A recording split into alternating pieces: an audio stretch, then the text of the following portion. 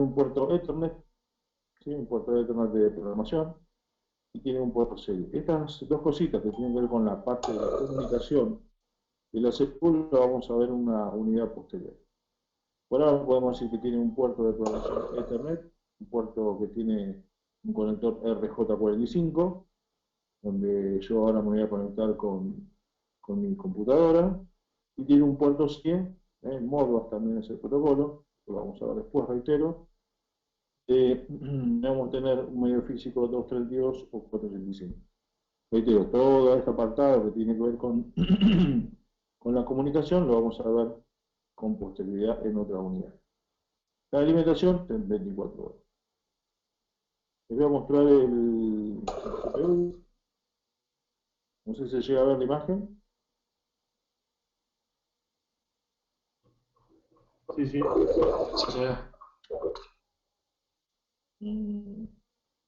Esto que ustedes ven aquí es la CPU. Esto que está acá a la derecha de la CPU. Acá arriba tenemos una termométrica para obviamente faltar el suministro de energía. Una fuente de 24 volts. Una bornera de 24 volts positivo. Una bornera de 0 volts de 24 volts. Y acá concentramos todo lo que sería los positivos de todo mi circuito eléctrico. Y aquí concentramos todos los negativos de mi circuito eléctrico. Aquí arriba tenemos las borneras, perdón, las borneras de las entradas. Y estas borneras son las que conectan las borneras de las entradas del PLC al campo propiamente dicho. Se podría haber evitado estas borneras, pero siempre es recomendable usar unas borneras de paso para que las conexiones se hagan aquí, cableado, y no se hagan directamente en el PLC. Ya que si uno tiene que crear y descargar las entradas o salidas PLC, estas borneras se pueden dañar y obviamente estas borneras son mucho más caras que cualquiera de estas borneras de paso. Es decir, que siempre es recomendable borneras de paso tanto para conectar entradas como para conectar salidas. En el caso de salida aquí no hay borneras de paso, ya que la salida transistorizada de cada perdón, la salida transistorizada de cada salida se cablea directamente a una salida que tiene 10 relés, 10 relés de tipo slim finitos que se conectan a cada una de las salidas. Vamos a hacer un zoom para que lo puedan ver en detalle.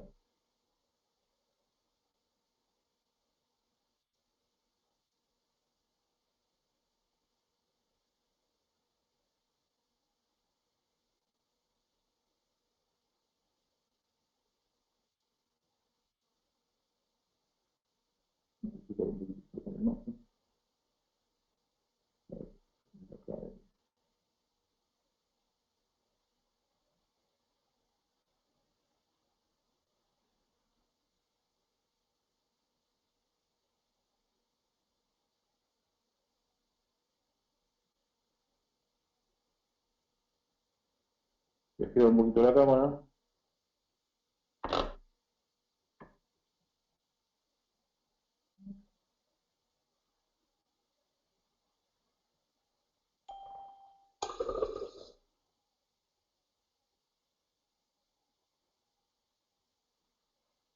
Bueno, entonces aquí arriba, se puede ver ahí arriba, tenemos las borneras de las entradas.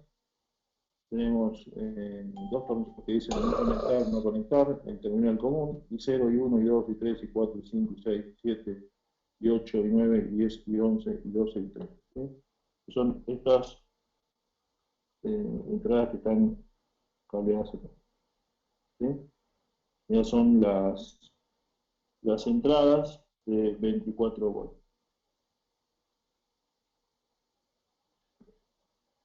Esto que está acá, este puerto RJ45, es un puerto 232 o 485 configurable desde el software. Y este puerto que está acá abajo, donde está conectado el cable rojo, es un puerto de comunicación Ethernet. Los conectores son iguales, si uno va a conectarse a la PC va a usar el de abajo, y si uno tiene que armar una comunicación, por ejemplo, con un panel operador o con otro dispositivo, la comunicación por ejemplo podría conectarse a través de este puerto. O de este puerto. No hay problema. uno no tiene puerto Ethernet, ¿sí? Como está marcado ese cable rojo, aquí a la izquierda tiene la posibilidad de conectarse con un puerto USB. Usa un cable del tipo de cámara de fotos. La alimentación, el suministro de alimentación no se ve, pero está aquí abajo del conector RJ45. Ahí llegamos con 24 volt y 0 volt. Luego aquí abajo, en estas borneras, ¿sí? Tenemos básicamente las salidas discretas, las salidas a transistor. Tenemos, como se puede ver ahí, la salida 0, 1, 2, 3, 4, 5, 6, 7, 8, 9. Y en el final tenemos la conexión de la alimentación, ¿sí? B más, B menos y tierra. A la derecha podemos ver el módulo adicional. Bueno, acá se puede ver el código, ¿sí? Es un TM3AM6. Ese módulo es un módulo mixto, que incorpora 4 entradas y 2 salidas. Vamos a ver el detalle en el PDF. Además tiene aquí en el frente, abajo de la descripción, ¿sí? Una serie de LEDs para indicar el listado de las entradas, y abajo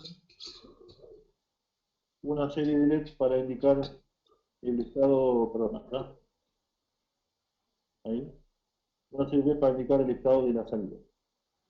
Se LED va a encenderse de color verde cuando la entrada esté activa y va a estar apagado cuando la entrada esté inactiva.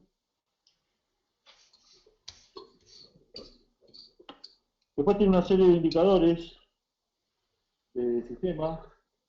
Tiene el power, por ejemplo, para indicar que la CPU está energizada. El LED de RAM para indicarnos que el PLC está ejecutando una aplicación.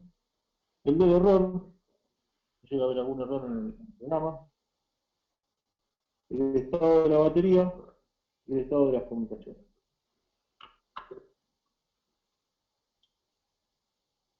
El esquema de conexionado de tanto la entrada como la salida la pueden encontrar en el PDF. Reitero que las entradas están conectadas a unas borneras de paso y que las salidas están conectadas directamente a los relés. Estos relés son relés especiales de consumo. Recuerden que acá tenemos medio ampere y la bobina esta de mando del relé consume muy poco corriente, o sea que no va a haber riesgo de conectar la salida de un PLC a la entrada de una bobina de este tipo de relé. Si uno quiere poner un relé un poco más grande, bueno, ahí tendrá que ver qué corriente consume el relé para ver si llega o no a ser peligroso para la salida del PLC. Recuerdo que si un PLC se quema su salida, ya la salida no se recupera, ¿sí? Hay que recablearla y utilizar otra y modificar la lógica en el PLC. Aquí también tiene una tapita donde tiene la posibilidad de tener un botón de run stop manual, este que está acá, y la posibilidad de incorporar una tarjeta de memoria en el caso de que la aplicación del PLC sea más grande que el tamaño de memoria que nosotros estamos utilizando. No es necesario que tenga memoria, es decir, con la memoria que tiene el PLC alcanza, pero si uno tuviera que programar mucho, por ahí haga falta tarjeta de memoria.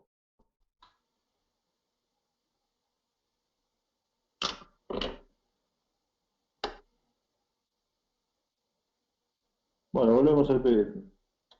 Entonces decía, el módulo analógico que tiene a la derecha, como vimos recién, es el TM3AM6, pueden ver el PDF en el campo virtual. Tiene 4 entradas analógicas, 2 salidas analógicas. El PDF le va a decir cómo es que se tiene que hacer el conexionado. Maneja el rango de corriente 420-020 y 010 más menos 10 en el caso de las tensiones. 12 bits para la señal de unipolar, es decir, 420, 020 y 010, y 11 bits más signo para las bipolares.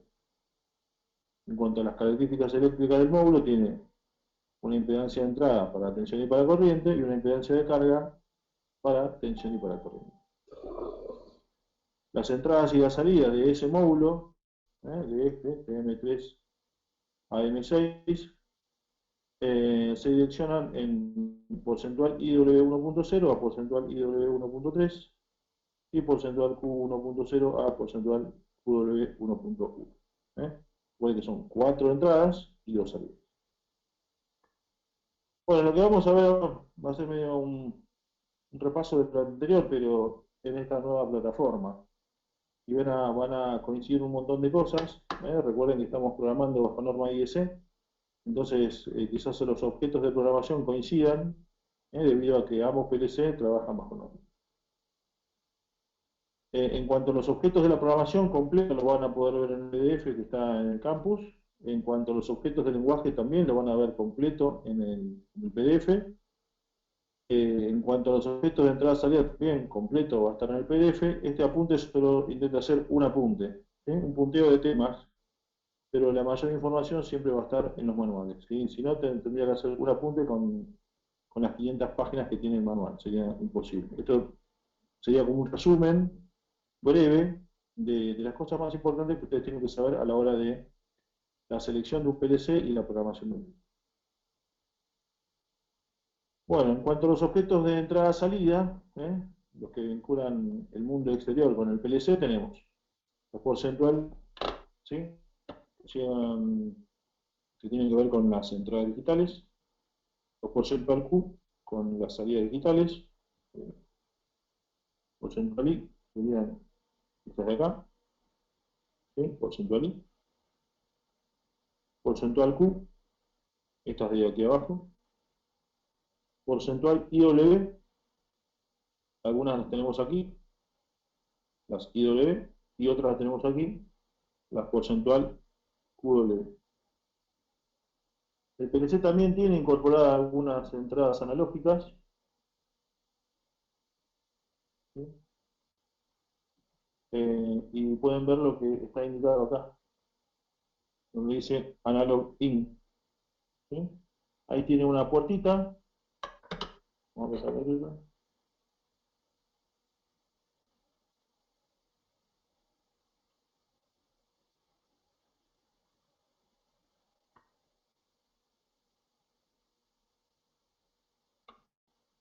Bueno, estoy en la posición más cómoda.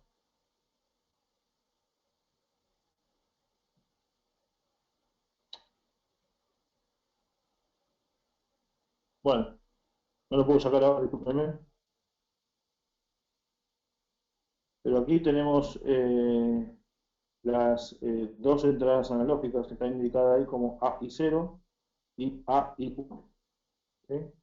Hacer un poquito de esfuerzo, pero bueno, ahí están las dos entradas. Es decir que en la CPU vienen 14 entradas digitales, 10 salidas digitales y 2 entradas analógicas. Con este módulo opcional incorporamos 4 entradas analógicas y 2 salidas analógicas. Todo eso es lo que está en la primera página, vuelvo un cachito, del PDF. ¿Sí? 14 entradas digitales, 10 digitales, 2 entradas analógicas y en el módulo auxiliar 4 entradas analógicas, 2 salidas analógicas. ¿Cómo se direccionan cada objeto, digamos, del mundo, del campo, digamos, lo que está externo al PLC con porcentual I, todo lo que es entradas digitales, porcentual Q, todo lo que es salidas digitales, porcentual IW, todo lo que son entradas analógicas, y porcentual QW, todo lo que son salidas analógicas. Las entradas analógicas solamente se pueden leer, las salidas digitales, además de leer, las entradas analógicas solamente se pueden leer, y las salidas analógicas se pueden leer y también se pueden escribir. Todas las CPU tienen incorporadas entradas y salidas y entradas analógicas. La cantidad va a depender del modelo. Para eso pueden ver el catálogo. En el catálogo van a aparecer todas las CPU disponibles con sus características. En cuanto a los objetos de la memoria, ¿sí? Los objetos de la memoria, internamente la CPU, ¿sí? Internamente la CPU, acá, en algún lugar, dentro, en un circuito interno, va a tener memorias, ¿sí? Memorias que llamamos memorias del usuario.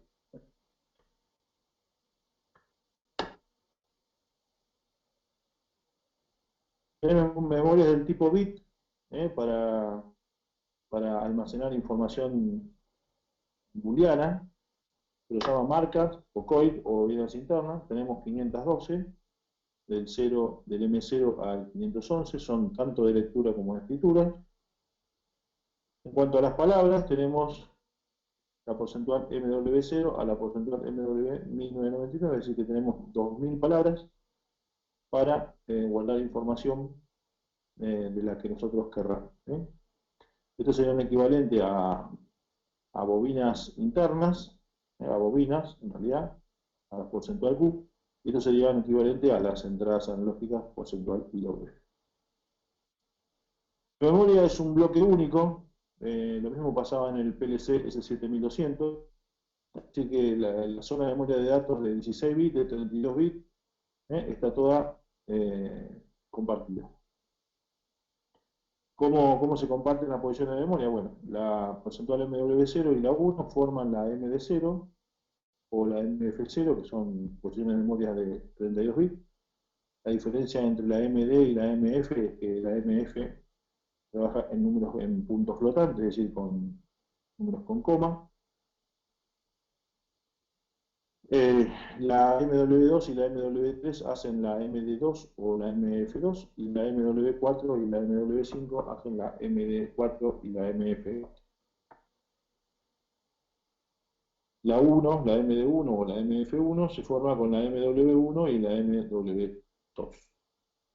Por eso siempre decimos que en el caso de utilizar datos de 32 bits, siempre tienen que usar o los pares o los impares. Nunca mezclarlos porque las direcciones están solapadas. La MDC se forma con la MW0 y la MW1, la MD1 con la MW1 y la MW2, y la MD2 con la MW2 y la MW3. O sea, aquí se puede ver el solapamiento. La MW1 la comparte la MD0 y la MD1. Y la MW2 la comparte la MD1 y la MD2. Fíjense que no hay solapamiento entre la MD0 y la MD2, porque acá tengo 0 y 1 y acá tengo 2. Esto quiere decir que o usamos pares o usamos impares. Un Word, una MW, cualquiera, X que ponemos ahí, tiene obviamente 16 bits. Pero yo puedo utilizar los bits en forma individual, con la siguiente sintaxis. Hago referencia a la palabra X y hago referencia al bit Y. Entonces la sintaxis o el direccionamiento va a ser porcentual MWX, dos puntos, Y. La X hace referencia, como decía, a la palabra, y la Y hace referencia al bit. Este objeto de la palabra, el bit o la palabra toda, es un objeto de lectura y escritura. Tenemos una zona de constantes, que son una constante a diferencia de una MW, una constante no va a cambiar nunca a lo largo de todo el programa. Tenemos 512 constantes de KW0 a KW511 y también están solapadas formando la KW, la KD y la KF. Una vez configuradas, solo se pueden leer, es decir, no se pueden escribir por blanco. En cuanto a los objetos del sistema, tienen todos los objetos disponibles en el PDF, lo pueden ver. Tenemos los bits de sistema y las palabras de sistema que poseen información importante respecto a la CPU y su utilización. Algunos van a ser de lectura solamente y otros serán de lectura y escritura. Para ver qué función cumple cada uno de estos bits y palabras internas, les recomiendo que vayan a ver el PDF en cuestión. En cuanto a los tipos de datos que maneja esta CPU, es muy parecida a la CPU de 7200, tenemos bits para todo lo que sea porcentual I, Q, porcentual M, etc. Para I, Q, W, W. En el caso de los Word, obviamente trabajamos en números signados siempre. ¿eh? El bit más significativo es el bit de signo, si es 0 va a ser positivo y si es 1 va a ser negativo. Es decir que para una palabra de ese bit vamos a ir entre menos 32.768 a más 32.767. Si hay alguna duda, por favor párenme y voy aclarando, si no yo lo sigo. Esto ya lo vimos bastante en la clase pasada. En cuanto al doble word, el porcentual MD, el límite máximo de representación estamos en menos 2.147.483.648 y más 2.147.483.647. Número grande, pero entero. En el caso de necesitar números con coma, es decir, números con decimales, vamos a usar lo que se llama el formato real o formato flotante, que utiliza 32 bits bajo la sintaxis porcentual M. Con esto se puede representar números tan chicos o tan grandes como uno quiera. Fíjense, acá 10 está elevado a 38. Cabe aclarar que acá hay un agujero, un hueco, el valor 00 no está permitido para un dato de tipo real o flotante. Se puede hacer muy chico, pero no 0.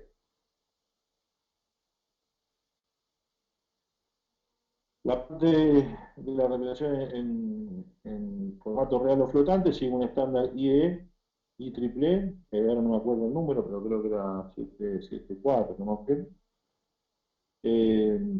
donde determina que el bit más significativo es el bit de signo, después tenemos 8 bits del bit 30 al bit 23 para lo que sería la parte del exponente, y 23 bits para lo que sería la parte fraccionaria. Podemos tener un número muy chiquitito y un número muy grande. En cuanto al direccionamiento, lo hemos definido en su momento, cuando lo vimos con el otro PLC, que es la manera en la cual le voy a indicar al PLC que voy a acceder a sus objetos de la memoria. Y cuando hablamos de los objetos de la memoria, hablamos del porcentual I, porcentual Q, porcentual M, porcentual MW y todos los objetos que tenga dentro de la memoria. En el caso particular de que acceder a una entrada-salida, por ejemplo, aquí tenemos la CPU, acá tenemos un primer módulo, acá tenemos un segundo módulo y acá tenemos un tercer módulo. En el caso de querer la entrada 4, supongamos, de este módulo, que es el módulo 2, la sintaxis será porcentual I 2.4, donde el 2 hace referencia al módulo, y el 2 hace referencia a la ubicación que tiene ese módulo respecto de la CPU, tomando que la CPU tiene siempre la dirección 0. El primer módulo va a tener la dirección 1, el siguiente módulo la dirección 2, el siguiente módulo la dirección 3, y así sucesivamente.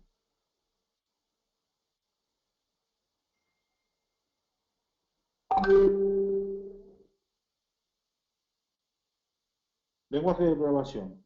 ¿Sí? Lenguaje de programación, sabemos que son ladder y bloque de función. Son los... perdón, acá me equivoqué. Acá dice literales y el ladder. ¿Sí? Está mal. Acá me equivoqué. El ladder y diagrama de bloque de función y el carta de función secuencial son gráficos y estos dos son literales. Acá está mal, después lo voy a corregir. Entonces, el ladder y el diagrama de bloque de función y el carta de función secuencial son gráficos. Mientras que el lista de instrucciones y el texto estructurado son literales. Esto era más parecido al lenguaje ensamblador, un lenguaje de programación del tipo bajo nivel, y el texto estructurado es un lenguaje de programación más parecido a un lenguaje de alto nivel. Los tipos de lenguaje de programación soportados por el PLC siempre va a depender del tipo y modelo de CPU que uno tenga. El PLC 221 soporta el lenguaje ladder y lista de instrucciones y una versión literal, es decir, no gráfica, del carta de función secuencial. Ya hemos visto que el lenguaje ladder o escalera lo que hace es reemplazar, ¿sí?, este esquema de mando de un circuito eléctrico, siendo que lo que está arriba y abajo, que serían las barras de potencial, representan los parantes de la escalera, y cada una de estas líneas, ¿sí?, se refiere a cada una de las acciones que se realizan en este circuito eléctrico, corresponderían a cada uno de los escalones de mi escalera. Entonces, si damos vuelta al dibujo, es como si tuviéramos el mismo circuito eléctrico, pero dibujado en diagrama de escalera. Acá tenemos las barras de potencial, que serían los parantes de la escalera, y estos serían cada uno de los escalones de la escalera. Es decir, el lenguaje de programación se lleva bastante bien con el electricista, que entiende mucho de los esquemas eléctricos. Como vimos en la clase pasada, en el diagrama ladder tenemos el flujo de energía, que va desde la izquierda hacia la derecha, desde la fase hacia el neutro, o del positivo hacia el negativo, y en este diagrama escalera podemos separar a mi esquema en la parte de la acción, donde está el accionamiento, y la parte de la condición. ¿Qué condición se tienen que dar para que esto realice acción? ¿Qué condición se tiene que dar para que esta lámpara se encienda? ¿Y qué condición se tiene que dar para que esta lámpara también se encienda? Es decir, que siempre vamos a hacer referencia a una condición y a una acción que tiene que desarrollar el PLC. Como elementos de campo tenemos el pulsador normalmente cerrado, el pulsador normalmente abierto, el piloto luminoso y la bobina. Cada uno de estos elementos, ya lo vimos la semana pasada, cada uno de estos elementos tiene un equivalente en el ladder.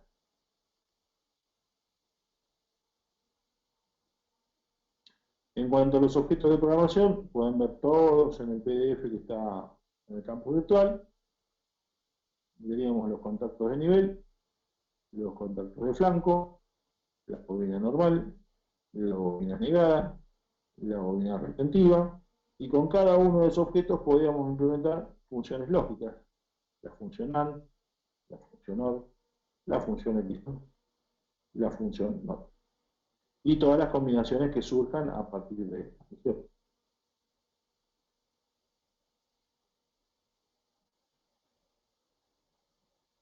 En cuanto al procesamiento numérico, también vimos algo la semana pasada. Hace referencia ya directamente a variables de proceso, como la temperatura, la presión, el nivel, el flujo, el caudal, el pH, todas las variables que uno ve en control automático puede procesarlas con un PLC. Es decir que podríamos tener una estructura de este tipo, ¿sí?, donde tenemos la CPU, que sería obviamente el PLC, el módulo de entradas-salidas, por acá me va a llegar la variable de proceso en un formato 420 MIPER. Esa información llega a la CPU procesa un programa a través de un bloque de control PID y devuelve un resultado a un módulo de salida analógico, que va a ser la señal de control, por ejemplo, para una válvula. No siempre las variables de proceso están en el formato que nosotros queremos, entonces muchas veces lo que tenemos que hacer es lo que vimos la semana pasada, que era el escalamiento, la normalización y el escalamiento. Es decir, tratar de que el PLC me muestre los valores de campo en unidades de ingeniería, no en corriente y no en cuentas, sino que me exprese el valor de la temperatura, la presión, el caudal en sus unidades, es decir, en grados centígrados, en bar o en lo que esté midiendo. Para eso el PLC tiene que resolver una lógica, que es la que uno tiene que programar básicamente. Entonces, ¿qué son todos estos gráficos? Bueno, por ejemplo, este es el transmisor, por así decirlo, primero el transmisor que mide una temperatura, por ejemplo, entre 0 y 100 grados centígrados. y me va a dar un valor de cliente, por ejemplo 420 mA. Esa corriente, 420 mA, entra al módulo analógico digital y lo convierte en un número entre, por ejemplo, 4000 y 20000. Pero en realidad nosotros lo que necesitamos es que en algún lugar el PLC, por ejemplo, en una MF en formato real, se me muestre el valor de la temperatura. No me interesa qué corriente tengo acá, cuántas cuentas tengo acá, sino lo que me interesa conocer es el valor de la temperatura. Pero a mí lo que me está entregando el PLC es un número de cuentas que me lo da el conversor analógico digital. Es decir, que cuando yo tengo 4000 acá, es como si tuviera 0 grados centígrados aquí, y cuando me da 20000 es como si tuviera en campo 100 grados centígrados.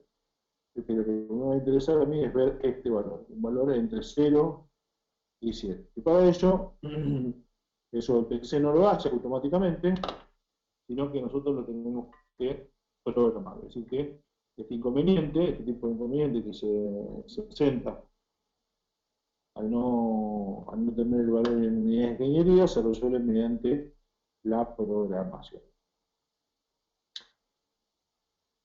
Para el tratamiento numérico tenemos una equivalencia entre lo que sería el tratamiento booleano y el tratamiento numérico. Es que tenemos un contacto, es como tener un bloque de comparación en el sistema de programación numérico, y cada vez que escribimos con una bobina lo que hacemos es asignar un valor mediante lo que se llama el bloque de asignación.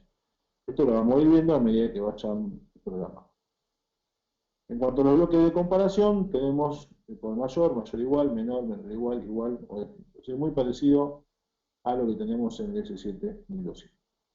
Este bloque de comparación se ubica del lado izquierdo, es decir, del lado de la condición. La acción se coloca del lado derecho, es decir, del lado de la acción. Entonces, este bloque va del lado de las condiciones, como si fuera un contacto, y este bloque, el bloque de la asignación, es como si fuera una bobina.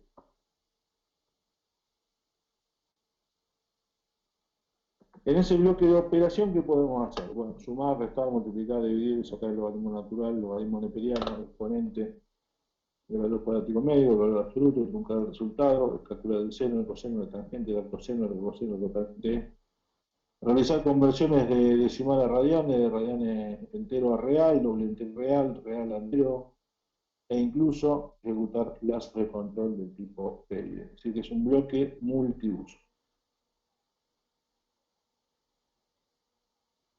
Con estos PLC lo que podemos hacer es implementar un lazo de control, ¿sí? Donde todo esto que está acá, sería parte del controlador, la unidad medida, la variable de proceso medida llega al PLC a través de un módulo analógico, y a través de un módulo analógico de salida impacto sobre el elemento final de control. Todo esto sería el PLC, esto sería el elemento final de control, manejando la señal de control. Esto sería el sensor del transmisor y aquí estaría mi proceso.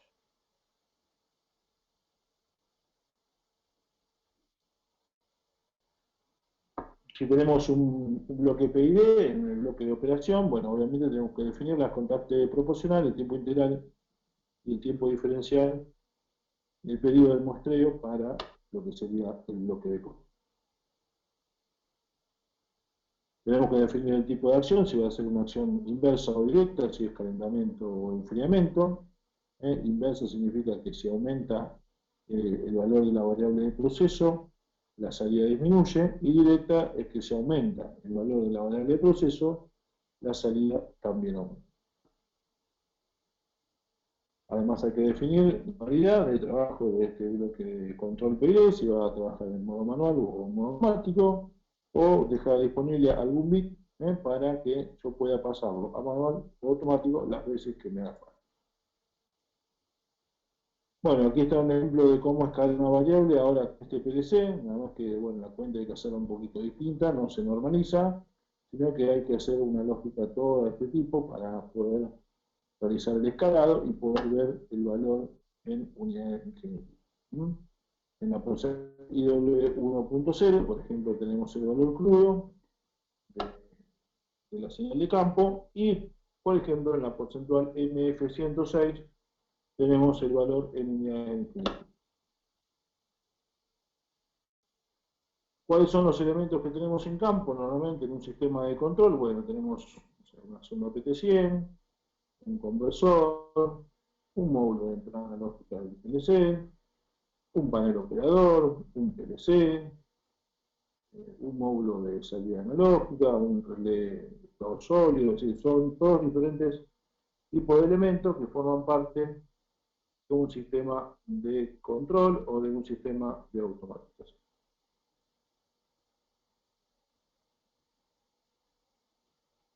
Bueno, aquí tenemos un ejemplo de un lazo de control. ¿Sí? Aquí tenemos el diagrama de estructuración de tubería. Aquí tenemos un contenedor. Tenemos dos indicadores de nivel, uno de nivel bajo y uno de nivel alto. Aquí tenemos salida, por ejemplo, de gas. ¿Sí? Aquí tenemos un tensor de nivel, un controlador de nivel, un conversor de corriente a presión para modular la válvula de tal manera de hacer que el nivel del líquido contenido en el recipiente se mantenga constante.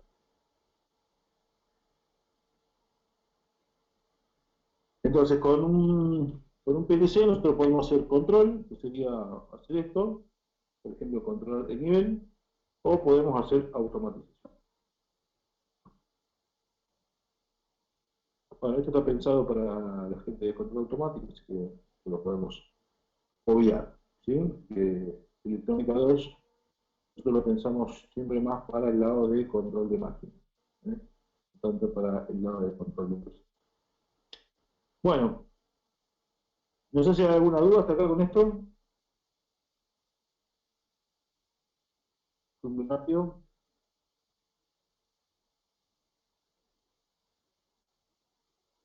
No, profe, todo bien. Ok, bueno,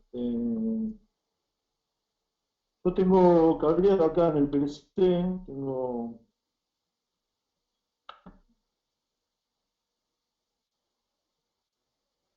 un pulsador rojo y un pulsador verde, ¿sí?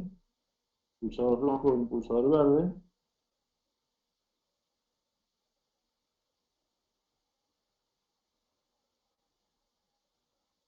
Ese pulsador rojo y pulsador verde tienen por así decirlo, una característica particular, ¿sí? Eh,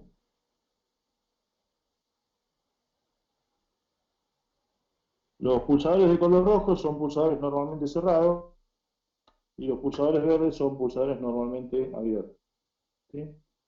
Ustedes pueden ver acá que la entrada 2 está de color verde, es decir, entiendo que el pulsador rojo está cableado ahí, ¿se ve?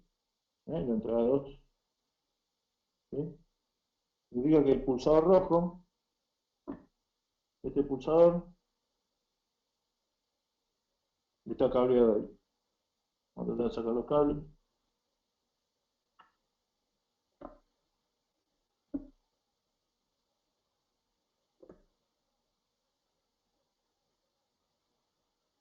Esto quiere decir que si yo presiono el pulsador, esa luz se debiera apagar, ¿eh? En ese caso yo estoy abriendo el pulsador. El pulsador es normalmente cerrado. Si lo libero, el pulsador se cierra. Si el pulsador se cierra, está entrando 24 bolas de esa entrada. ¿Sí? El pulsador es normalmente cerrado, la característica es el color rojo, ¿sí? Es normalmente cerrado. Y si yo lo pulso, se abre. Y si se abre, dejan de entrar los 24 bolas. De la misma manera tengo el pulsador verde, que es un pulsador normalmente abierto, ¿sí? Este es un pulsador normalmente abierto. Si yo lo pulso, ese contacto se cierra. Y se puede ver que se ilumina aquí la entrada 5, además la 0, pero por algo que ahora vamos a ver, pero se ilumina la 5. Si yo lo suelto, lo libero, la 5 cae. Claro, porque el pulsador es un pulsador normalmente abierto. Ahora está abierto, es decir, que no deja pasar los 24 volts. Cuando yo lo pulso, deja pasar los 24 volts. ¿Sí? Entonces fíjense que tengo una lógica acá tal que si yo presiono el pulsador rojo, la salida esta, 0, se apaga. Y si presiono el pulsador verde, la salida se enciende. Y si yo libero la entrada 5, es decir, libero el pulsador verde, la salida se mantiene accionada. Ese es el ejemplo clásico que la semana pasada de marcha paro. ¿Sí? Con el pulsador verde marcha y con el pulsador rojo para. Entonces ahí para. ¿Sí? Dice que se apagaron todos los LED de entrada. El del verde está apagado porque está normalmente abierto. Y el del rojo se apagó porque era normalmente abierto y yo lo estoy normalmente cerrado y lo estoy abriendo. Ahí lo libero. Y ahora está normalmente cerrado. Y puedo dar al pulsador verde para que seleccione la salida. Y aquí ustedes pueden ver el LED indicador a la derecha, ¿sí? De que la salida también está accionada. Acá lo podemos parar y aquí lo podemos accionar. Lo paramos y lo accionamos. Este es el ejemplo clásico de marcha paro. ¿Sí? Este es el esquema típico de marcha paro de un PLC. Vamos a ver, una pregunta. Sí, hay bastante delay porque tengo una tablet apuntando al PLC. La tablet se conecta vía USB, que uso la tablet como cámara web. Y hay una latencia, sí, sí. Hay una demora. Pero es más que nada en el uso de la herramienta de informática, no en el procesamiento del PLC. La resolución del PLC es inmediata. Bueno, vamos a ver la parte de la programación.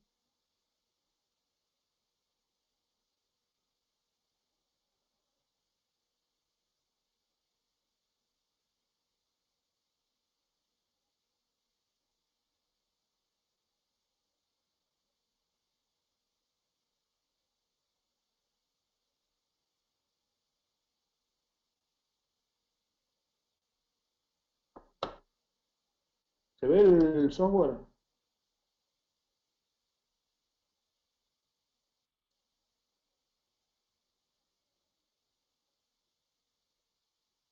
No, profe, no se ve. Se ve el PLC todavía. Ok.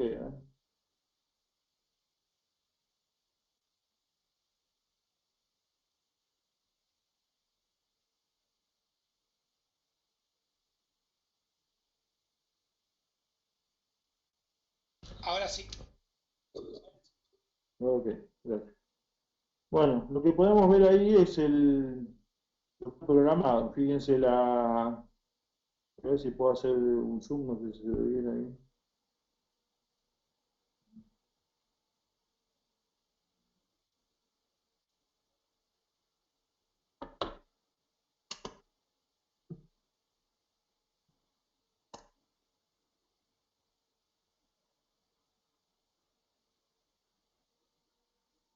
Bueno, aquí tenemos la situación de la condición y aquí a la derecha tenemos la condición perdón, la acción. ¿Sí?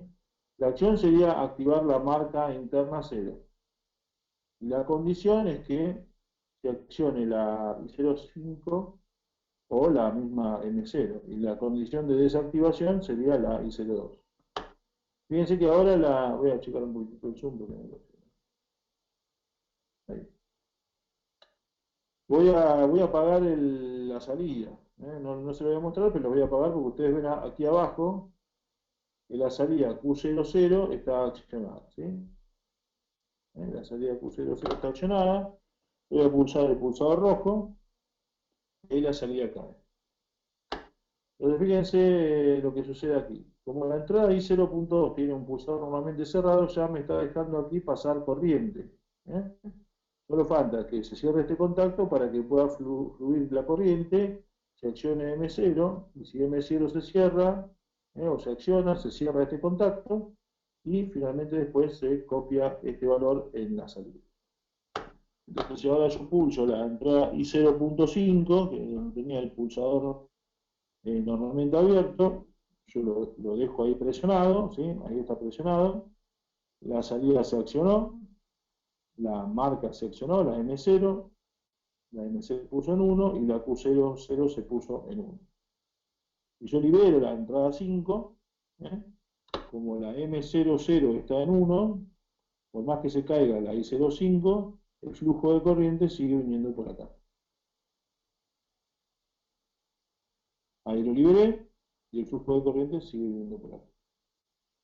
Ahora si pulso el pulsador normalmente cerrado, que ya está normalmente cerrado, ¿sí? Si lo pulso se abre, entonces acá el flujo de corriente se va a cortar. Si se corta por acá, se cae M0, si se cae M0, esto se pone en 0, esto se pone en 0 y esto se pone en 0.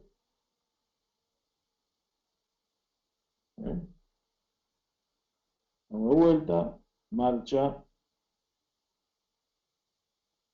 para. Entonces en este esquema del ladder, nosotros tenemos del lado izquierdo la condición y del lado derecho la acción. Este software no permite poner más de una acción en un solo lugar. Entonces, lo que tenemos que hacer es, por cada acción que nosotros tengamos que hacer, definir lo que se llama un escalón, es decir, un run. Con este botoncito que tenemos acá, podemos insertar un nuevo escalón. Podemos insertar en el medio o lo podemos insertar abajo del último. Bueno, ustedes no van a tener, el hardware que yo estoy teniendo por ahora hasta que volvamos a la normalidad. Entonces lo que yo les voy a mostrar ahora sería cómo hacerlo con el simulador. ¿Sí? O sea, cómo probar exactamente lo mismo con el simulador. Entonces, pero antes de hacer eso, les voy a hacer una repasadita rápida por el software. Aquí estamos en la solapa de programación, pero en una solapa antes tenemos la parte de la configuración. Bueno, aquí tenemos la CPU, la TM221C24T, y a la derecha tenemos TM3AM6. Así que acá tenemos la CPU y acá tenemos el módulo adicional. Cuando hacemos clic en la CPU, acá nos aparece la descripción, ¿sí?, del dispositivo, tanto con la CPU y como con el módulo opcional. En el lado izquierdo nos aparece una barra de menú, una barra de exploración, donde podemos ver, por ejemplo, hacemos clic aquí en las entradas digitales, nos dice que tenemos 14 entradas digitales, desde la I0.0 hasta la I0.13. Hay dos que tienen un tilde, porque están usadas en la lógica del programa. Podemos ver aquí las salidas digitales, desde Q00 hasta Q09, donde tenemos un tilde acá en la Q00 porque está siendo utilizada. Tenemos las entradas analógicas, las que están incorporadas en la CPU, fíjense que ahí se puso un cuadrito en verde, indicándome que ahí tenemos las dos entradas analógicas. Tenemos contadores rápidos, contadores muy rápidos, eso no lo vamos a ver nosotros por ahora, a no ser que haya alguna aplicación que lo necesite, por ahora no lo vamos a ver. Y la parte de comunicaciones tenemos la comunicación serial y la comunicación Ethernet, que por ahora no lo vamos a ver, pero vamos a definir después. Si seleccionamos el módulo 1, también podemos ver cuáles son sus entradas y salidas. Las podemos ver aquí en el bus entrada-salida, las entradas analógicas, porcentual IW 1.0 a porcentual IW 1.3 y las salidas analógicas porcentual QW 1.0 a porcentual QW 1.1. Los que van a trabajar con el proyecto del PLC, estos son los dos módulos que ustedes tienen para trabajar, es decir, tienen la CPU, es esta, TM221C24T, y tienen este módulo en el caso que necesiten usar entradas analógicas, entradas y salidas analógicas. Si llegaran a necesitar más entradas o más salidas, vemos de cómo conseguimos algún módulo discreto más en el caso que haga falta. Pero en principio solamente tienen 14 entradas y 10 salidas a transistor. Una de las cosas más importantes en un proyecto de automatización es poder definir la cantidad de entradas y salidas que su proyecto va a llevar. A partir de la cantidad de entradas y salidas que ustedes definan, ahí eligen el tipo de CPU. Va a haber una guía de ejercicios que no recuerdo si ya se las pasé o no, que con respecto a este tema, es decir, de poder seleccionar una CPU en función de un requerimiento en particular. Bueno, después tenemos la parte de la programación, que es la que yo les mostré recién, que se va modificando el programa. Ahora yo les voy a mostrar cómo modificarlo, pero se los voy a mostrar directamente con el simulador para que lo puedan ver. Una parte de visualización en el caso que uno tenga algún panel, que en nuestro caso nosotros no lo tenemos, y en la puesta en funcionamiento tenemos básicamente varias opciones. Lo que yo voy a hacer es detener el controlador, por ejemplo, hacer que el PLC se detenga. Podemos detener el controlador o podemos iniciar el controlador, es decir, hacer que el PLC corra la lógica que tiene el programa. Podemos cerrar sesión. ¿Sí?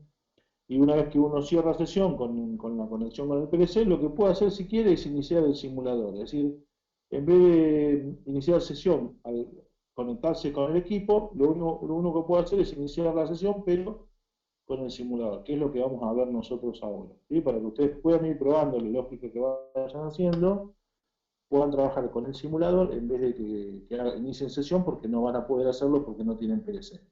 Entonces, cuando eligen el PLC y empiezan a hacer el programa, pueden ir a la puesta en funcionamiento e iniciar directamente el simulador.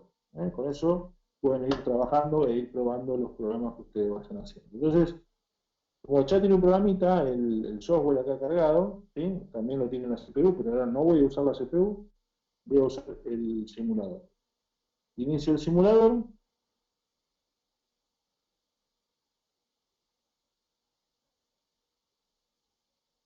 Esto que ustedes ven acá, de color verde, sería el PLC, donde aquí podemos ver las 14 entradas, podemos ver las 10 salidas, las 2 entradas analógicas, y en el módulo 1 acá, las 4 entradas analógicas y las...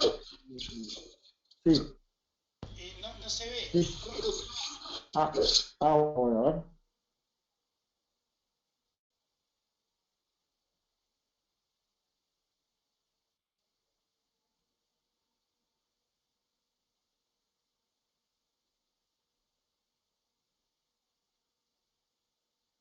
Ahora se ve. ¿Se ve ahora?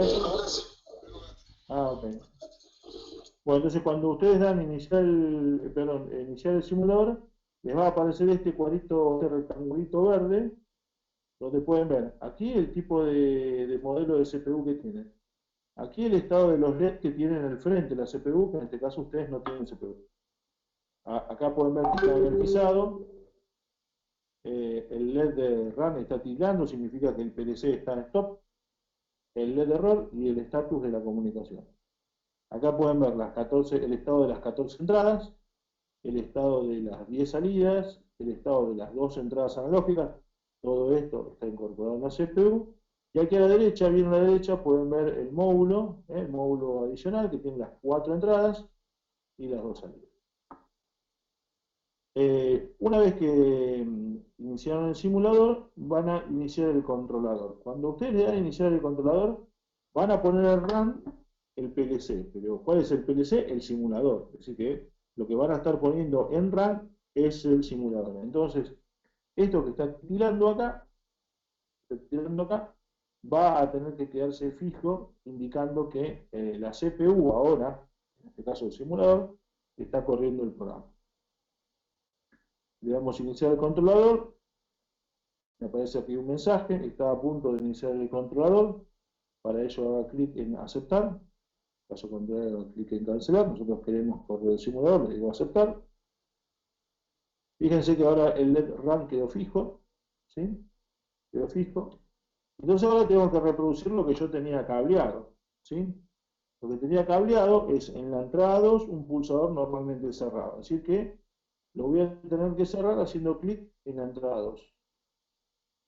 Entonces ahí ustedes pueden, no sé si se llegan a ver, que esa entrada 2 tiene un color verde, significa que está cerrada, ¿sí? Estoy simulando las condiciones de campo, porque en esa entrada yo tengo un pulsador normalmente cerrado.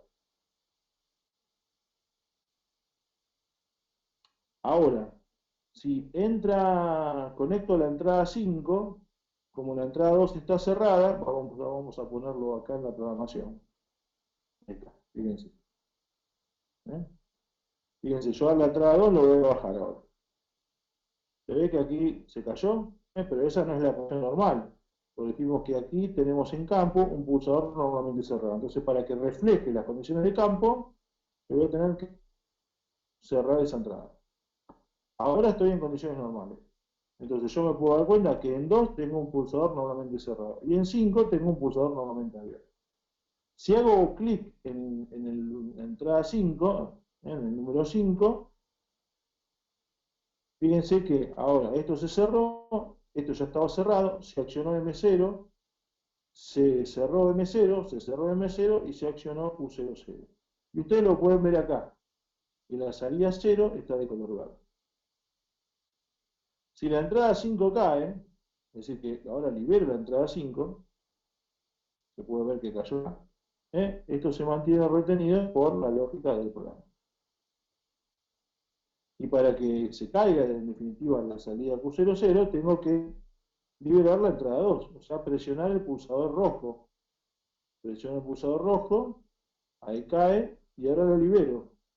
Cuando lo libero lo tengo que volver a poner en la condición inicial, es decir, que lo tengo que volver a dejar en verde para que quede listo para el próximo accionamiento. ¿Se entiende?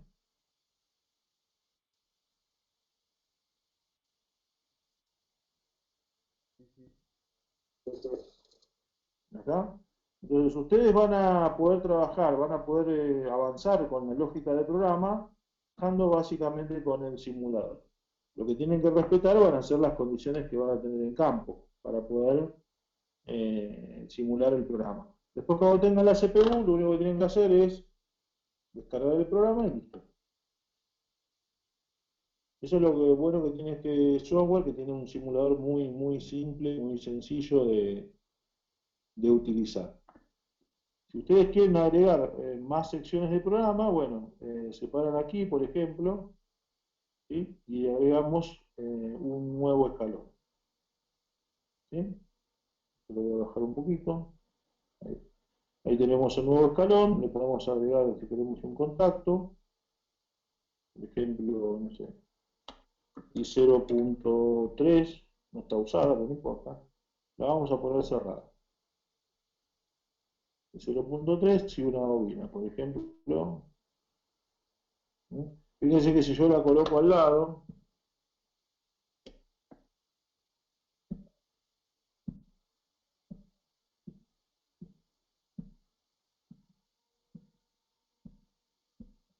yo quiero colocar la bobina al lado, exactamente al lado, la tomo, la coloco al lado, el software solo me lo manda a la punta, a la derecha, porque este es un elemento de acción.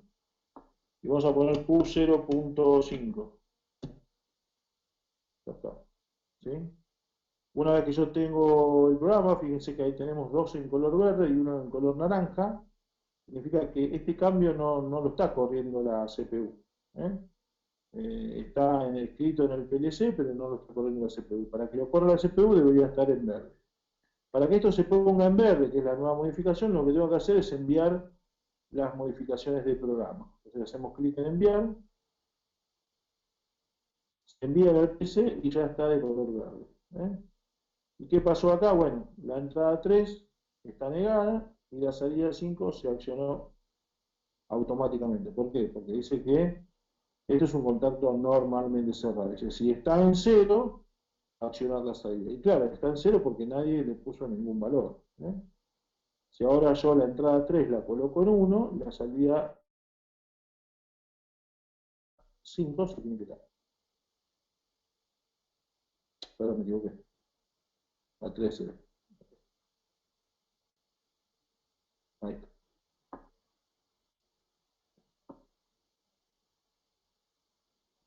Es decir, que ustedes pueden hacer cambios de programa online. Van agregando los escalones que le hace falta abajo y después le ponen, le hacen clic en el botón enviar aquí a la izquierda arriba y esas modificaciones se transfieren al PLC y el PLC sigue corriendo. Así que en ningún caso hay que detener la CPU del PLC para hacer unos cambios de programa.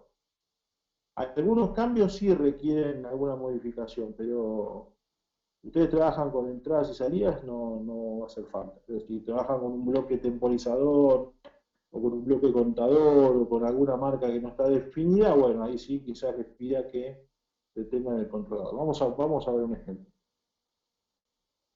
Vamos a agregar un escalón y, por ejemplo, vamos a poner un contacto acá y vamos a poner una salida acá. La salida vamos a ponerle Q 0.9 y acá vamos a ponerle N10. ¿Sí? A ver si esto me lo permite hacer. Veamos. Ah, sí, esto. Bueno, vamos a poner un bloque. A ver si un bloque no me lo voy a poner. Vamos a poner un temporizador. Ahí está. Y acá vamos a poner una entrada que podamos usar, la 5.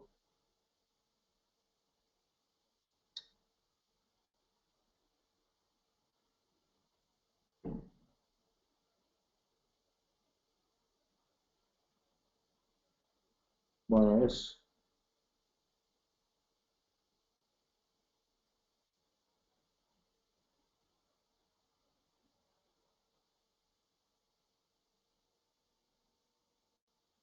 vamos a poner aquí 0.5. Vamos a ver si el temporizador me lo deja cargar o no. Bueno, acá tenemos un temporizador. Funcionaba el temporizador y se accionaba la entrada, este bloque empezaba a temporizar y la salida se iba a colocar un 1 un tiempo después y la configuración es del tipo TO. Para modificar el modo de funcionamiento, lo único que tengo que hacer es doble clic en el bloque. Entonces aquí elegimos, por ejemplo, no me deja elegir, ¿no? No me deja elegir. Este tipo de datos, perdón, este tipo de modificación la tengo que hacer estando desconectado. Entonces, vamos a eliminar el bloque, eliminar el escalón.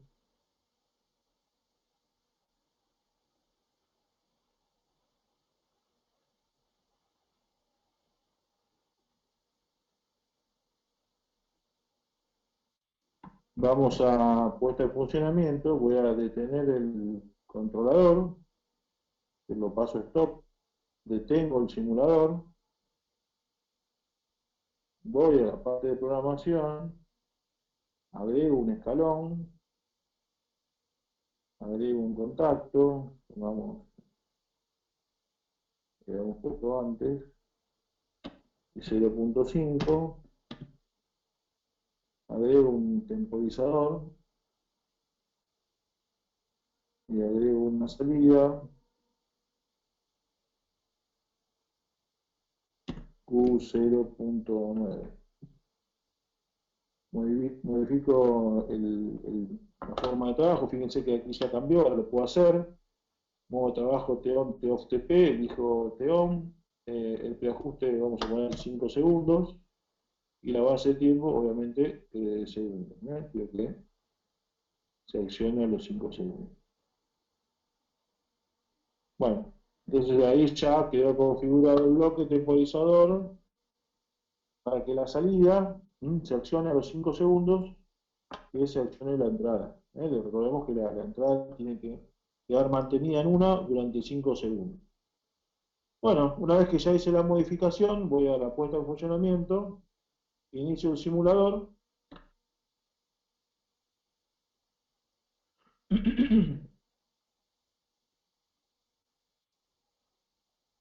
Iniciamos el controlador, le digo aceptar, vamos a la parte de programación, ¿sí? Bueno, ahora lo que vamos a hacer es probar esta partecita del programa. Fíjense que está todo en verde, está todo en verde. Voy a accionar la entrada 5 donde tenemos el pulsador abierto. Mi dedo va a quedar en el pulsador retenido durante 5 segundos para que veamos que la salida se active, ¿no? Entonces, yo lo voy a dejar presionado. Ahí ya lo accioné. Se ve.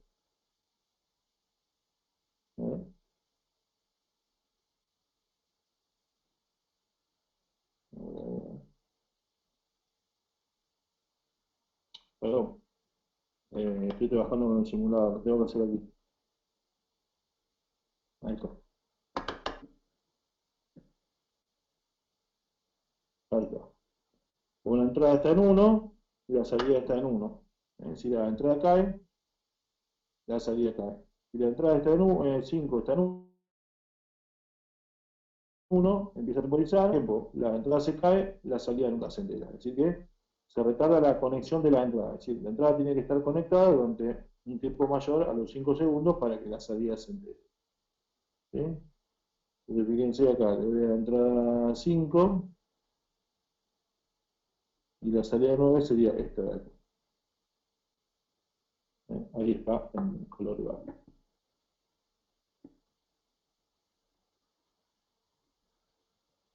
¿Alguna pregunta?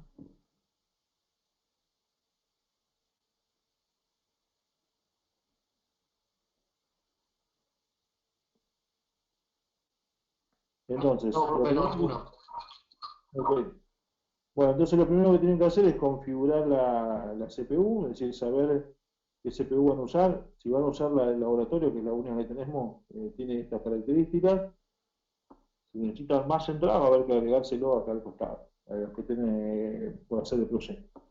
Los que estén trabajando con módulos analógicos, bueno, tenemos este y este le va a sobrar para todo lo que tengan que hacer. Pero si alguno va a usar más de 14 entradas al mes, me tiene que avisar porque tenemos que ver de conseguir los medios para comprar el módulo o ver cómo hacemos. A lo sumo ponemos una CPU al lado de otra y duplicamos la cantidad de entradas-salidas, pero no es lo lógico, digamos, no sería lo normal. Pero bueno, en la etapa de ustedes, cuando hagan el proyecto, si avancen el proyecto con Martín y lo veamos juntos, lo primero que tienen que poder definir es el listado de entradas-salidas. Es crítico porque a partir de ahí definen bien costos materiales y demás. Eh, recuerden que si ustedes quieren, digamos, armar el proyecto, las salidas tienen que usar relé, las entradas se conectan a primera, todo como estaba en la cámara, en la maqueta que yo le mostré, ¿no?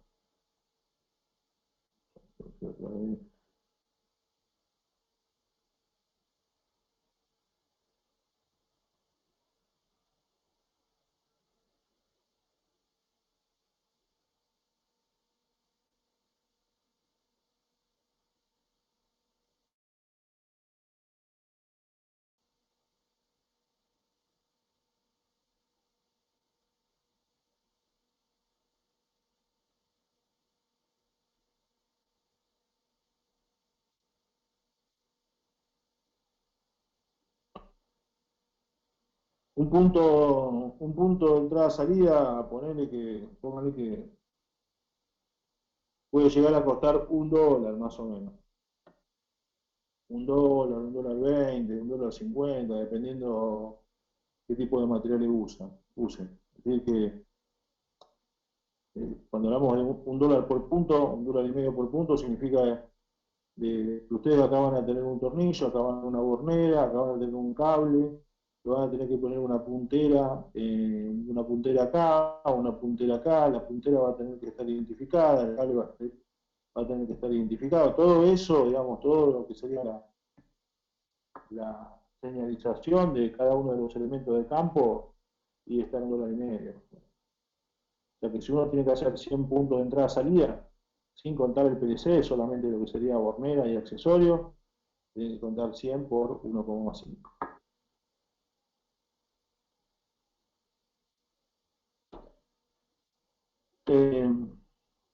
Bueno, aquí lo que tenemos es un conversor analógico digital. Tiene acá una PT100. ¿sí? Esa PT100 llega aquí a estos tres bornes. ¿sí? Una PT100 de 3 hilos y aquí tiene la salida en 420. Está conectada a una entrada analógica. Y podemos ver el valor de la temperatura que mide esa PT100 para hacer control. Y acá abajo tenemos relé de estado sólido, tanto de corriente continua como proporcionales.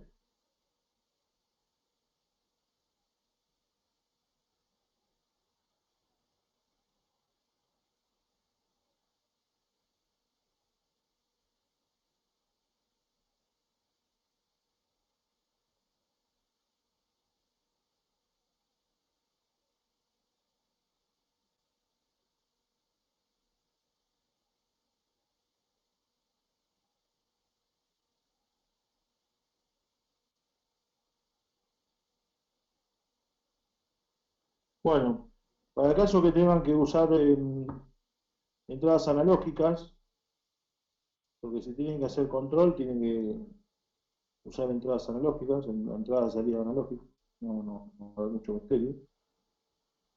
Pueden tener una solución en 3 elementos o en 2 elementos. ¿Se ve el apunte este? Cableado de entradas analógicas. Sí, sí. Sí, profe. Ok. Si uno tiene que trabajar con una entrada analógica y cuando entiende que tiene que trabajar con una entrada analógica es porque tiene que trabajar con elementos que me van a dar un valor distinto de 0 y de 1. ¿sí? Por ejemplo, el estado de un contactor es 0,1, el estado de un motor es 0,1, el estado de una lámpara es 0,1, el estado de una válvula será abierta o cerrada, pero hay otros elementos que no se resuelven con 0 y 1. Por ejemplo, la temperatura que marca la PT100 no es un valor entre 0 y 1. Es un valor que, por ejemplo, puede estar entre 0 y 200 grados, entre menos 100 y 850. Sí, hay muchos valores que representan ese valor. Puede ser un transmisor de nivel para indicar el porcentaje de nivel de llenar un tanque. Tampoco es 0,1. Tampoco es 0,1. Puede ser el caudal que está circulando a través de una tubería o una cañería. Tampoco es 0,1. Así que hay muchas cuestiones de la automatización y del control donde no se resuelve con 0 y 1, sino que necesitamos un valor analógico. Entonces, podemos tener la solución en 3 elementos o en 2 elementos. Si tenemos 3 elementos, vamos a tener el elemento primario de medición, el conversor y el módulo analógico de entrada. El módulo analógico de entrada, básicamente lo que va a hacer es transformar esta señal eléctrica que llega al módulo en un número. Básicamente en un número. ¿sí? Si les vuelvo a mostrar el PDC, un segundito.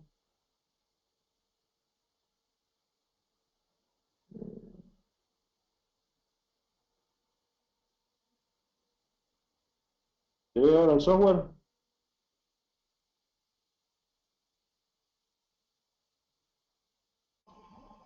Sí. Sí. Okay. Si yo abro el módulo analógico, le haciendo doble clic,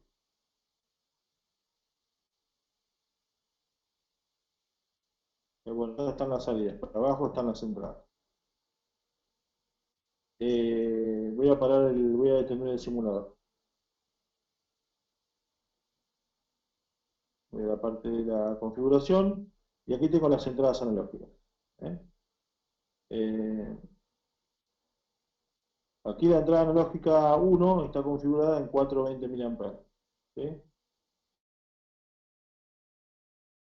Pero la puedo usar es más o menos 10, 020, 420. De acuerdo a cómo lo configura acá, es como yo lo voy a cablear. Me tengo que fijar en el manual cómo se cablea una entrada 420, cómo se cablea una entrada 010, cómo se cablea una entrada más o menos 10, o cómo se cablea una entrada 020. Eso me lo va a decir el manual. Ustedes van a ir al manual del módulo y van a ver por qué pines tienen que entrar los 420 mA. Después lo que tienen en el módulo para configurar es el valor mínimo y valor máximo. ¿Sí? El valor mínimo y valor máximo. El valor mínimo por defecto y el valor máximo por defecto están en lo que se llama el formato voltimétrico. Es decir, 1000 por cada vol o 1000 por cada miliampere. Es decir que para 4 miliampere me va a dar un número de 4000 y para 20 miliampere me va a dar un número de 20000. Esto es configurable por el usuario. El usuario puede acá poner el valor que quiera, pero por defecto vienen esos valores. Es decir, que el módulo analógico de entrada transforma ese valor de corriente en un número. En este caso, que está entre 4000 y 20000. ¿Sí? Ese número después hay que procesar internamente para que me muestre el PLC. El valor es en unidades de ingeniería y lo pueda ver en una SCADA o lo pueda ver en un panel operador. Entonces, el módulo analógico de entrada lo que está haciendo es transformar este valor de corriente o de tensión en un número. ¿Y cómo hago para que le llegue al módulo de entrada una tensión o una corriente? Bueno, entonces puedo tener un transmisor o puedo tener la combinación de un elemento primario de medición y un conversor. El transmisor directamente tiene el sensor incorporado y el convertidor, es decir, que es toda una electrónica que permite sensar la variable de proceso y generar los 420 mA. Y si no, tenemos dos soluciones por separado. Tenemos el elemento primario de medición por un lado y después el convertidor o el conversor, que es un circuito electrónico para transformar lo que me da el elemento primario de medición a un valor de tensión o corriente. Por ejemplo, un elemento primario de medición es la PT100, como yo le mostré hace un ratito. La PT100 es un dispositivo termoresistivo que puede medir temperatura entre menos 200 y 850 grados centígrados. Pero esta PT100, en este caso es una PT100 de 3 hilos, en función de la temperatura me va a dar un valor en ohms. ¿Está bien? ¿Sí?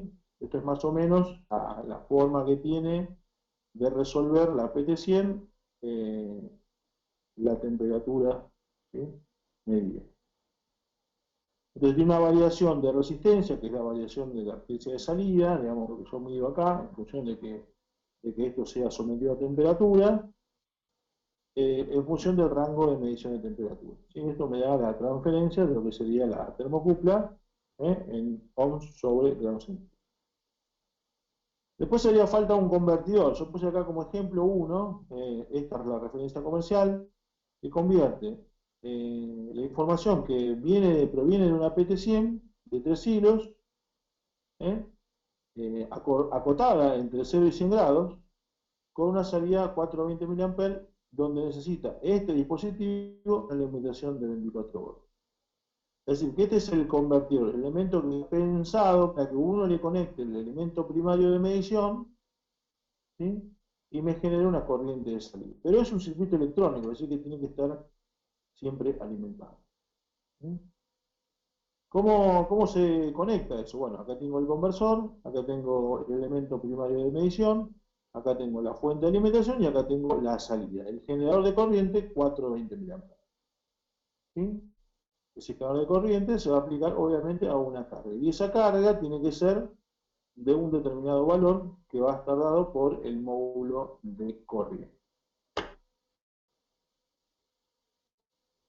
De que no puedo ponerle acá una resistencia más baja de 500 ohm porque ya empieza este conversor a trabajar en forma incorrecta. O sea, tienen que ir a ustedes al manual del módulo analógico, ver cuál es la resistencia de entrada máxima admisible y bueno, ver si el conversor se puede acoplar a ese convertidor. El conversor lo que hace es transformar este valor de resistencia en un valor de corriente. Entonces, para un valor de temperatura que es entre 0 y 100, porque así se compra, digamos, el dispositivo, el equipo me va a entregar un valor de corriente. Y finalmente, el módulo de entrada analógico es el que recibe los 420 mA y convierte ese valor de corriente en un número. Y dijimos que podría ser entre 4000 y 20000 voltios. En el caso de las corrientes, estas bajas corrientes de 420 mA, estas señales normalizadas, tienen que ir con un par prensado blindado.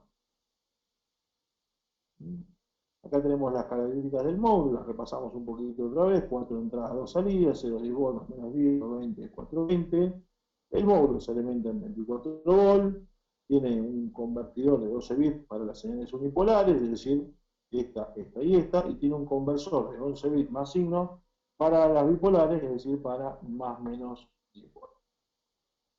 Tiene una impedancia interna para tensión, ¿sí?, mínima de 1 megaohm y 50 ohm máxima para corriente. O sea que este módulo tiene una impedancia de entrada de 50 ohm máxima para corriente. Es decir, que andaría perfecto, andaría perfecto porque dice que tiene que ser menor que 500.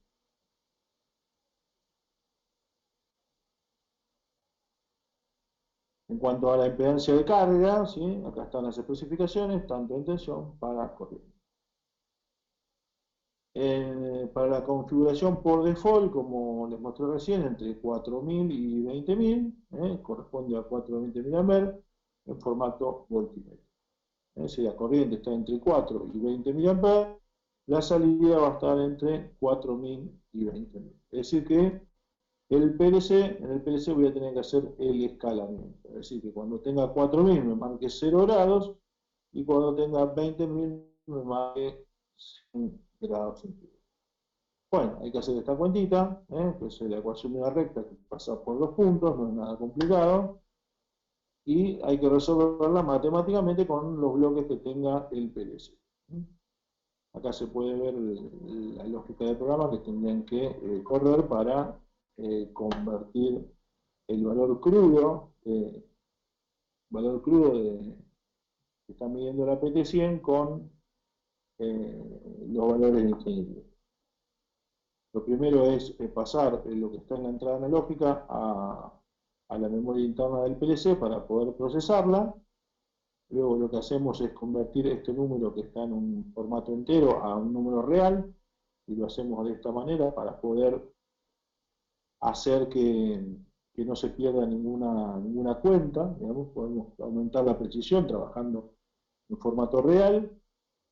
Después le restamos 4000, lo multiplicamos por 100, lo dividimos por 16000. En definitiva, en este valor, aquí en la MF100, va a contener el valor de la temperatura en unidades de Celsius.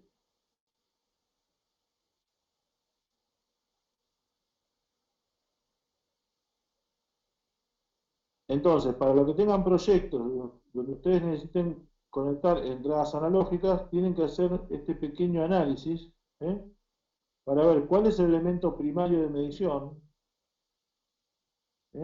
cómo se lo conecta al convertidor, o si en definitiva tienen un transmisor que lo que están midiendo ya directamente se lo dan 4 mA, listo. No tienen que hacer mucha investigación. En general, todos los transmisores están preparados para los PLC.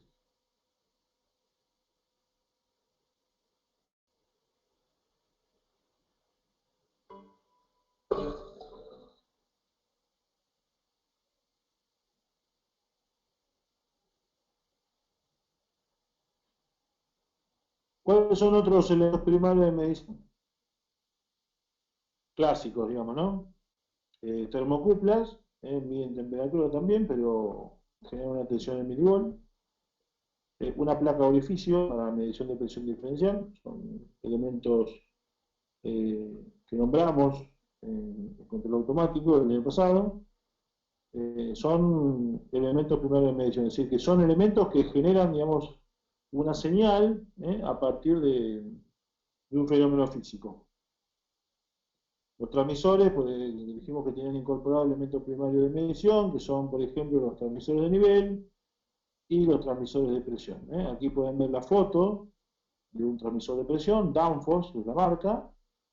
Tiene una entrada, por ejemplo, entre 0 y 1 bar, mide presiones entre 0 y 1 bar, y nos da una corriente de salida entre 4 y 20 mA. Tiene un amplio rango de alimentación, entre 9 y 32 volts, y la resistencia de carga se calcula a partir de la tensión de alimentación, ¿no? Como la alimentación es entre 9 y 32, la resistencia de carga va a cambiar porque depende de esa tensión de alimentación. Si la tensión de alimentación, por ejemplo, de este transmisor, donde este elemento tiene toda la electrónica ahí adentro, es de 24 volts, la carga tiene que ser menor o igual a 750 ohms. En cuanto a los cables de conexión, dijimos que era un par torzado mallado. Bueno, acá pueden ver la característica del par torzado. Es un par retorcido para eliminar ruidos, digamos, que pueda llegar a haber en la línea de transmisión. ¿Sí? Pueden utilizar algún cable de tipo de marca Marleau, ¿sí? O los clásicos de Belden para instrumentación.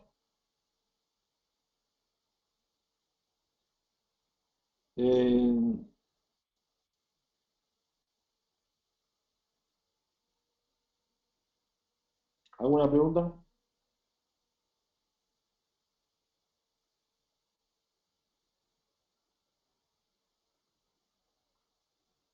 No, profe.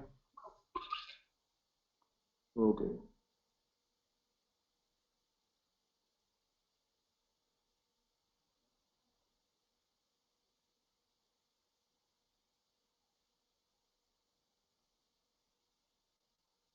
Bueno, por hoy nada más.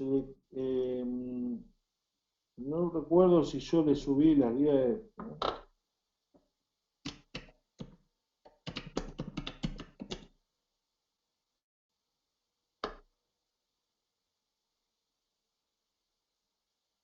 Sí, está.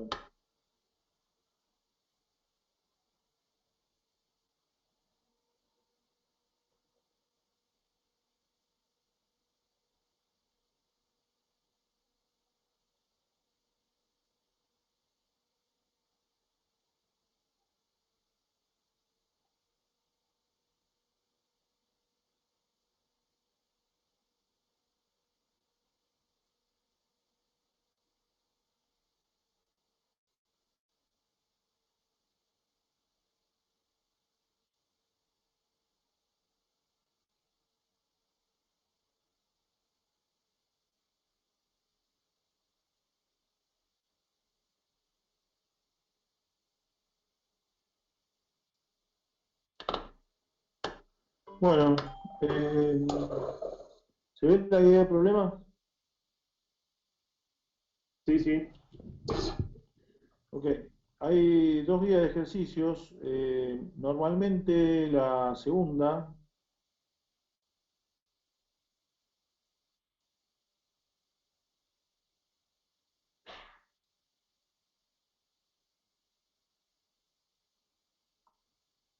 Creo que la mandé dos veces, ¿no?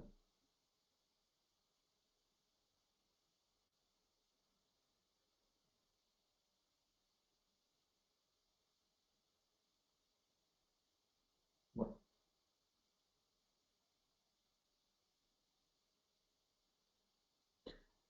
Hay una guía de ejercicios, hay dos guías de ejercicios en realidad. Esta primera, que tiene que ver con el proceso de selección de un PDC. En este caso pueden usar un S7200 o un M221, el que ustedes quieran, es lo mismo. Pero bueno, habría que seleccionar los diferentes elementos que hacen falta para un sistema de automatización que va a tener 25 entradas digitales a 24 volts en lógica positiva, 10 salidas a relé, 5 salidas a transistor, 6 entradas analógicas en 420 para la conexión de transmisores, una entrada analógica para la medición de temperatura con PT100, 4 salidas analógicas en 420 mA para conectar dos válvulas de control y dos variadores de velocidad, y la CPU se alimenta con 4 volts. Es decir que a ustedes como ingenieros les pasan estas especificaciones y lo que tienen que determinar es qué elementos van a utilizar, ya sea en la marca S7200 o en M221. Así que tienen que hacer un listado con las referencias comerciales de los productos que satisfacen estas necesidades. En el ejercicio número 2 hay un sistema que corresponde a una embotidora. Se puede ver aquí la tolva. Tiene un sensor de nivel bajo, un medio y superior. Supongamos que son 3 sensores digitales. Una electroválvula abajo de la tolva. Un sensor de botella y un sensor de líquido, pongamos. Sobre el final tiene otro sensor de botella y un pistón neumático que coloca la tapa a la botella. El sistema arranca detectando una botella, digamos, en la cinta transportadora con el sensor de botella 0. Una vez que la cinta detecta que hay, o el sensor detecta que hay una botella en la cinta, el motor arranca, ¿sí? Se desplaza la botella. Cuando llega a la posición 1 se detiene. En ese caso se tiene que llenar la botella. El sensor de líquido va a indicar que la botella está llena. Una vez que la botella está llena, tiene que seguir su recorrido hasta llegar al sensor de botella 2, donde el pistón neumático le va a colocar la tapa. Y el proceso se repite así durante todo el día, ¿no? Este es un proceso para que ustedes puedan, por lo menos, armar una lógica de funcionamiento. Se puede hacer de 1000 maneras distintas, pero bueno, con que planteen una forma me alcanza, ¿sí? La idea es que se haga una breve descripción del proceso, es decir, que cuando ustedes vean un proceso lo puedan escribir en palabras, es fundamental eso, ¿sí? Que cuando alguien les dice que algo funciona de tal manera, que ustedes lo puedan escribir. Que siempre quede documentado cómo es el proceso de funcionamiento del sistema. ¿Mm?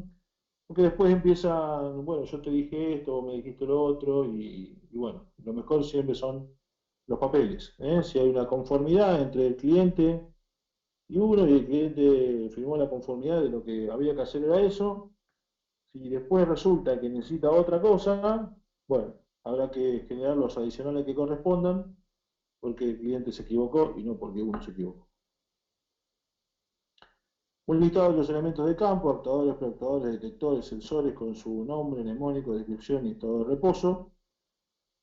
Un listado de los elementos que serán parte de una HMI. Se supone que este proceso lo comanda, supongamos, un operador desde un pupitre.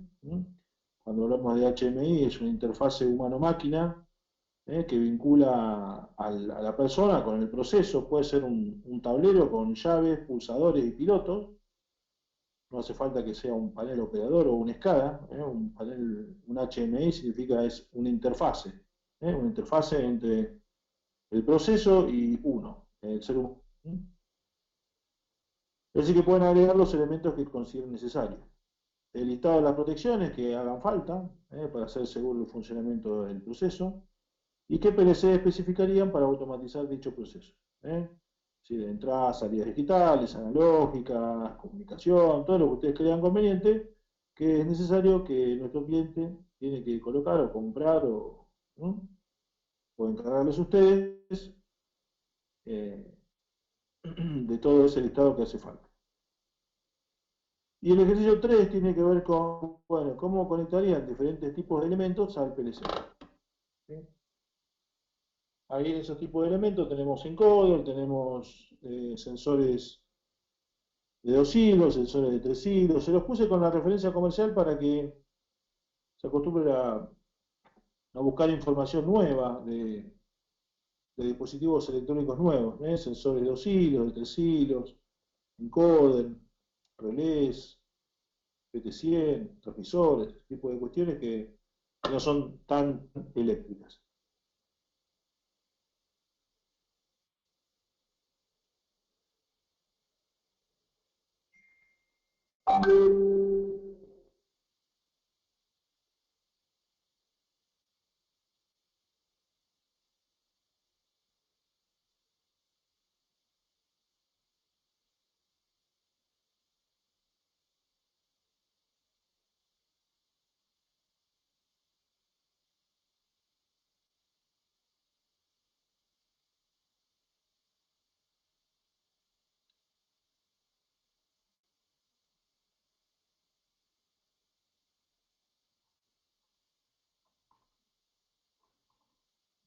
Y después está esta segunda Profe, parte. seguí ejercicios también, Sí. Después está esta No, segunda no, parte. justo lo estaba por decir. Ah, ¿se ve ahí la otra guía? Sí, sí. Bueno, y después está esta segunda parte de PLC que tiene que ver con la parte de laboratorio, que no sé si la vamos a hacer este año, porque no sabemos cuándo vamos a volver. En principio, esto es una práctica de laboratorio, ¿no? Donde la idea es que ustedes programen y carguen un programa en el PLC y ensayen el funcionamiento del programa particular, ¿no? Tenemos ya los PLC conectados todos, este es las direcciones, el símbolo, el comentario, el estado de reposo de cada una de las entradas y cada una de las salidas de un esquema, eh, que también se los puse ahí en el PDF, en un PDF, un esquema de potencia, a ver si lo voy a mostrar.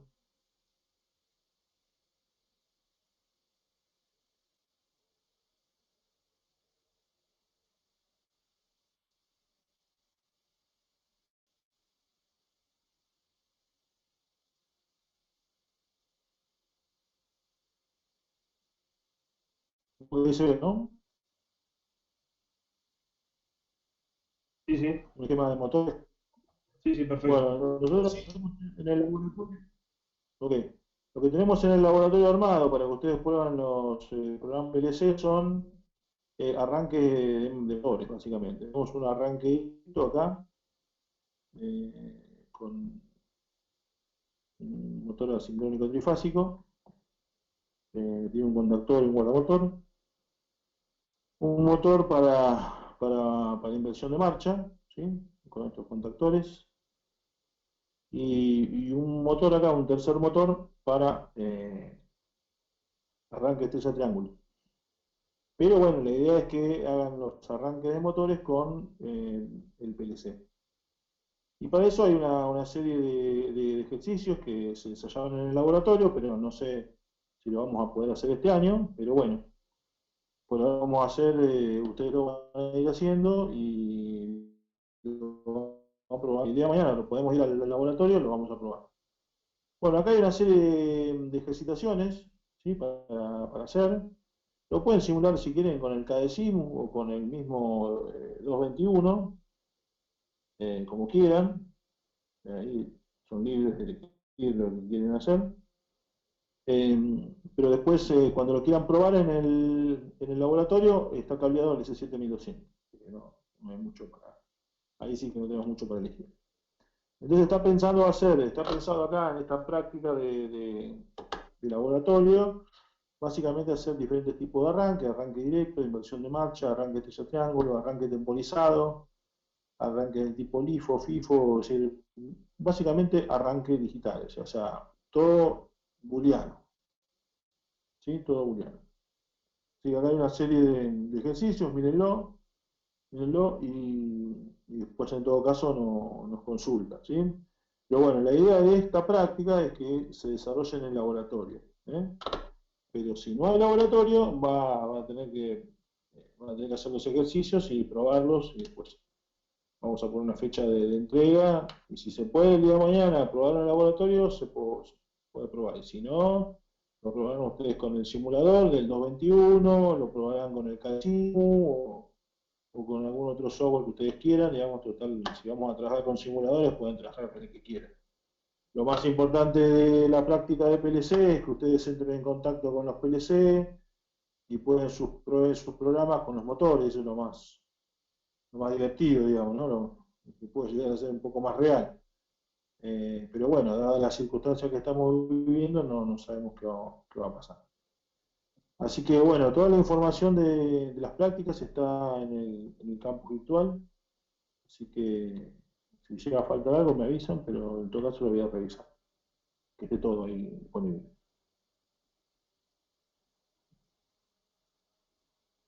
Bueno, sí, No, no, profe. ok. Bueno, no sé si tenía que charlar algo con Martín, o no sé si por ahí, Martín, ¿querías comentarles algo?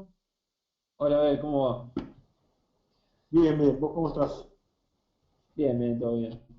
Bueno, No, simplemente recordarles bueno, que para la semana que viene nos tienen que mandar eh, los nuevos alcances de los proyectos, o sea, quiere decir el alcance de los proyectos, suponiendo que no volvamos a la facultad, que no podamos ir al laboratorio. Eso y el cronograma. ¿Alguien tiene alguna consulta con respecto a eso?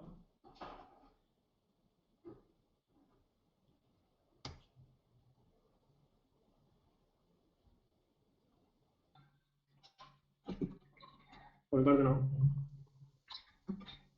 Hola Martín, soy Hola. Leonardo del grupo 2. Yo te mandé a la tarde el alcance modificado y el cronograma está. Te pegué en el mismo alcance un cronograma, una foto, digamos, pero el real estaría en el mismo Excel que vos nos compartiste. Está en otra hoja agregado, le puse COVID-19 en la hoja, eh, para que lo revises. Bueno, perfecto, lo reviso entonces. Bueno, ¿alguien más?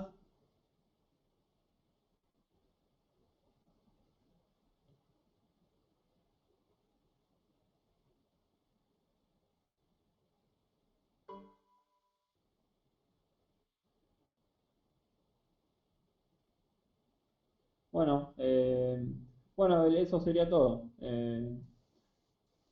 bueno, listo entonces. No. Bueno, buenas noches a Bueno, todos. dejamos acá, si no hay consultas, revisen por favor el campo virtual donde van a tener toda la información sobre los prácticos.